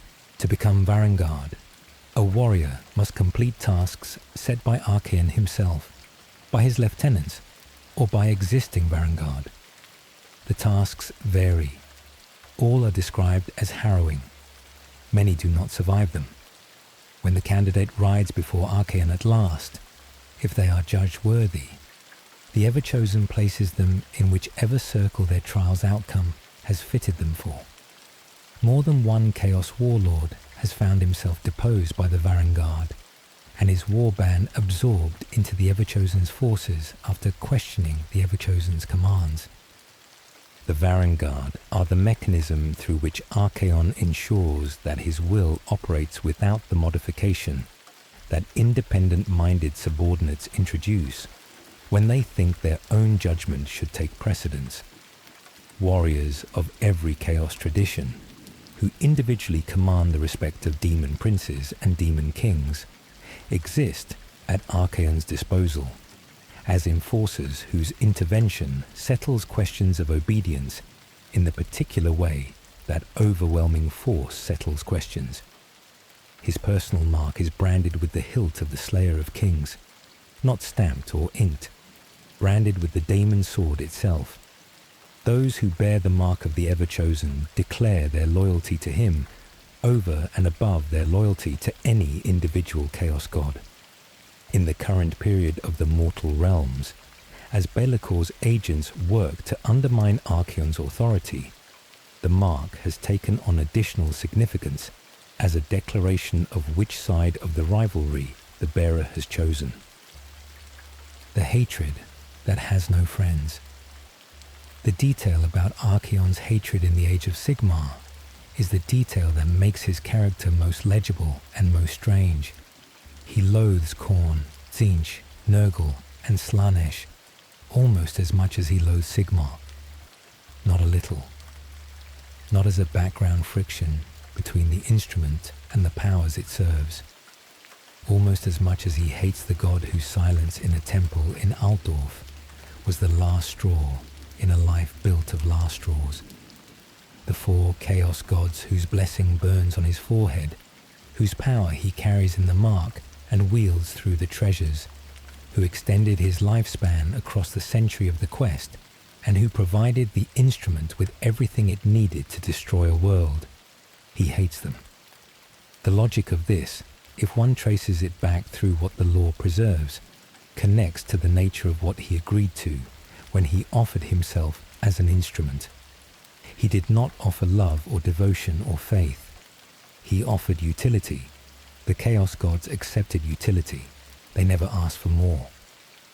And in the arrangement where love and devotion and faith are absent, where the relationship is contractual rather than devotional, what fills the space where those things would be is the absence of those things, which in the architecture of Archaon's psychology had long since become hatred. He also has an ambition he has not stated openly, but which the law implies through the texture of his behavior. The Everchosen's ultimate goal, when traced beyond the immediate campaign of any given age, is not to serve the ruinous powers forever. It is to defeat them and take their place, to become the supreme power in the universe, above the gods he was built to serve, above the gods he has always hated, beyond the category of instrument that he was assigned at birth, and that the prophecy had designated for him. At least once, in a moment the law records as an outburst of anger, he has said explicitly that he intends to kill all the gods. The statement cost him the loyalty of Ataras of the Eighth Circle, a Varanguard, who could not reconcile that ambition with his own. Ataras went to Be'lakor. The crack in the Varanguard's unity became one of the fissures through which Be'lakor's influence entered. The instrument that was built to serve chaos intends, when the last condition is met, to destroy chaos, Fuaechus. Be'lakor's ongoing rivalry. The demon prince who had spent decades cultivating Diederick Kastner, who had kept him alive through 6 death attempts, who had led him to the crown of domination and been forced to crown him, who had descended like a dark angel to perform the ceremony that made him Everchosen, had not accepted the outcome. Be'lakor's project in the age of Sigmar is the project of a being who knows the position he has been assigned and is working to escape it. Tzeentch's curse made him the harbinger, the one who crowns, the one who can never be crowned. His response to this curse is the Dark Creed, the theological position that Be'lakor, not Archaon, is the rightful Everchosen of chaos. His agents, the Chaos Legionnaires, spread this position across the mortal realm's chaos communities, working to convert Archaon's followers to the alternative. The former Varanguard Eternus is the most visible of Be'lakor's mortal followers, a warrior who had served in Archaon's own retinue before his loyalty was turned. The presence of an ex-Varanguard at Be'lakor's side is the demon prince's statement about the kind of followers he can attract even from Archaon's most personal forces. Be'lakor also attacked the Varanspire. During the siege of the 8 Points, he led the legion of the first prince in the battle of the Varanspire, bringing the war to the fortress of the being he had spent his existence serving against his will. The attack was not successful in the sense of deposing Archaon, but it was made, which is itself a data point about the ongoing character of the rivalry. Archaon and Be'lakor are the 2 oldest continuous forces in the Chaos tradition's current expression. The man who was built, and the being who built him. The Everchosen, and the one who crowns the Everchosen and hates the one he crowns. They have been in relationship since before Diederick was born. The relationship has not become warmer with time. The mortal at the center of the apocalypse. He is still mortal. This is one of the more remarkable facts about Archaon in the mortal realms, given everything the lore describes him as being and having done. He is not a demon. He is not a god. He does not have the immortality of Be'lakor, or the divine status of Sigmar, or the cosmic nature of Nagash. He is a mortal man with an extended lifespan, living on the Chaos God's investment in him, wearing the armor of the first Everchosen, and carrying the sword with a demon in it, and riding the demonic steed, and seeing the future through the crystal eye in the crown. The mark burns on his forehead. It has burned there for longer than most civilizations have existed. He was born in a fishing village in Nordland, and survived wolves and a warpstone sliver, and a death squad, and a rope, and a dragon's stomach. He spent a century in the Chaos Wastes, gathering the things the prophecy said he needed. He destroyed a world, and moved on to the next one. He sits in the chamber of the Vanquished, and the campaigns proceed from it, and the mortal realms have not been at peace since he arrived in them. He is technically capable of being killed. The lore notes this without quite knowing what to do with it. The most dangerous being in the mortal realms. The man who drove Sigmar back to Azir and close the age of chaos on the ruins of everything the old world had been, is a mortal who requires the ongoing investment of the powers he despises to maintain the state he is in. What would happen if the Chaos Gods withdrew their investment is not a question the law has answered. They have not withdrawn it.